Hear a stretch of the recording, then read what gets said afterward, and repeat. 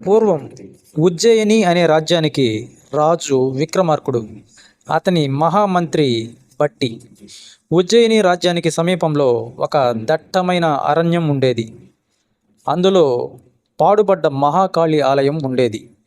ఆ మహాకాళి కోసం ఎన్నో ఏళ్లుగా తపస్సు చేస్తూ ఒక మహామాంత్రికుడు ఆ కాళికాలయంలో ఉండేవాడు. ఒకరోజు ఆ మాంత్రికుడు తపస్సుకు మెచ్చి ప్రత్యక్షమైన కాళీమాత, "ఓ భక్త, నీకు ఏం వరం కావాలో కోరుకో" అంటుంది.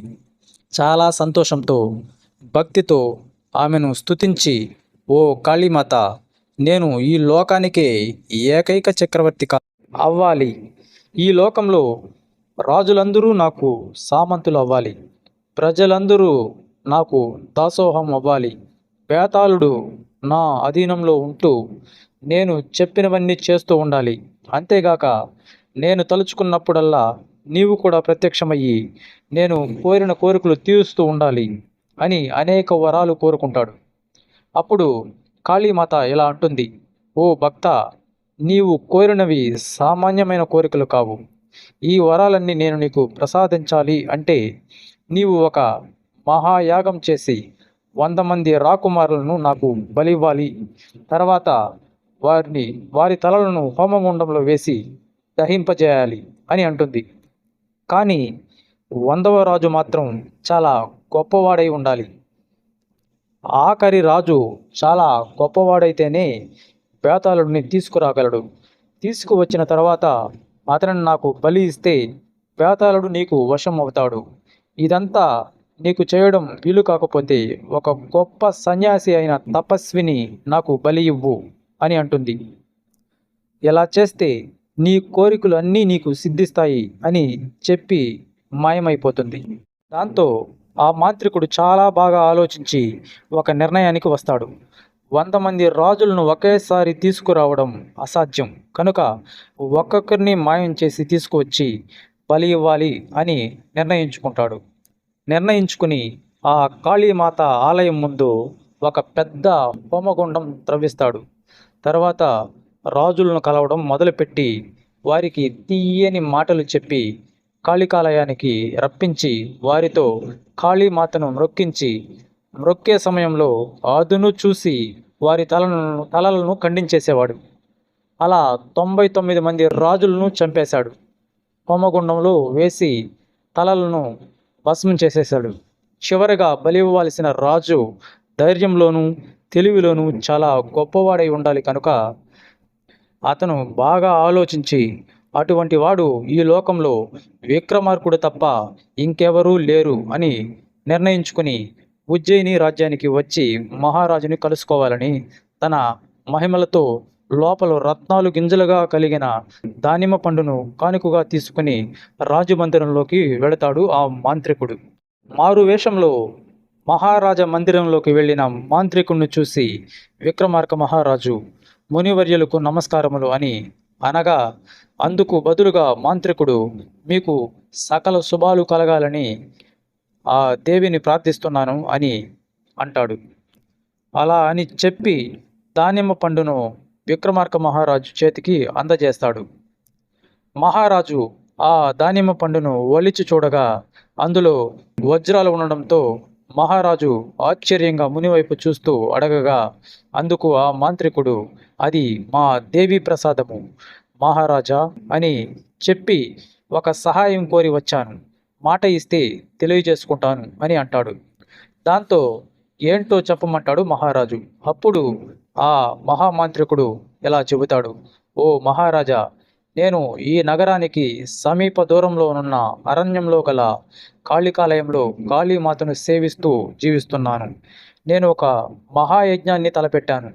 దానిని భగ్నం చేసేందుకు అనేక దుష్ట శక్తులు ప్రయత్నిస్తున్నాయి.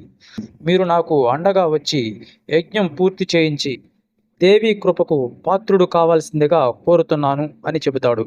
అందుకు విక్రమార్క మహారాజు అభయమిస్తూ, "మీలాంటి సాధుజనులను సేవించడం కన్నా పుణ్యమేముంది అని మీ యజ్ఞ రక్షణకు నేను స్వయంగా వస్తాను" అని అంటాడు. అని ఆలయం ఉన్న చోటు నేను చేయవలసిన విధి విధానాలు నాకు తెలియజేయండి అని అంటాడు. దానికి ఆ కపటముని ఇలా అంటాడు, ఓ విక్రమార్క మహారాజా, రేపు రాత్రికి నేను యజ్ఞం ప్రారంభిస్తాను. కాబట్టి నీవు రేపు సాయంకాలం సమయానికి కాళికాదేవి ఆలయంకు వస్తే సరిపోతుంది.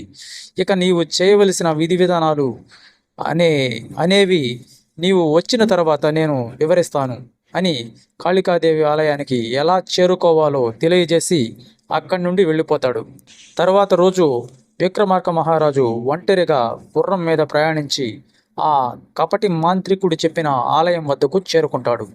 మహారాజు చేరుకునే సమయానికి యాగం ప్రారంభించిన మాంత్రికుడు మహారాజును చూసి, నమస్కారం మహారాజా, నీవు చాలా గొప్పవాడివి, ఆడిన మాట తప్పని సత్యశీలుడివి, అది ఇది అని మహారాజుని పొగడ్తలతో ముంచెత్తి మాయ మాటలతో బురుడి కొట్టిస్తాడు. తరువాత ఏం చేయాలో చెబుతూ, విక్రమార్క మహారాజా, ఈ ఆలయానికి తూర్పు దిక్కుగా కొంత దూరం ప్రయాణిస్తే ఒక మహావృక్షం ఉంటుంది.